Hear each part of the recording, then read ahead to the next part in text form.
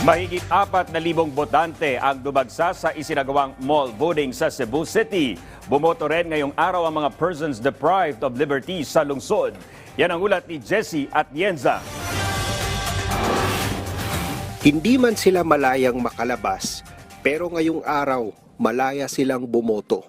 Tulad ng higit sa 600 na persons deprived of liberty o mga PDL dito sa Cebu City Jail. Democratic country po kasi tayo. We have the right to vote. Vote po sa kung sino po yung magli-lead ng ating country. Since wala pa silang verdict and hindi pa po sila sentensyado talaga and ang iba is ongoing trial pa, they have still the right to vote po. Hindi rin nagpahuli ang mga senior citizen sa pagboto. Kahit naka-wheelchair ang karamihan sa kanila, tumindig sila ngayong araw sa kanilang karapatang bumoto.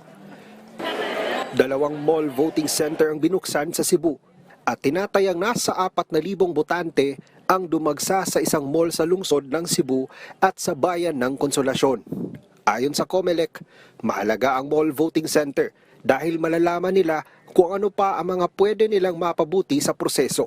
Lalo na't plano nilang buksan din ito sa mas maraming botante sa mga susunod pang hatol ng bayan. So far I can say makita niyo naman successful yung natin is initial assessment ng mall voting.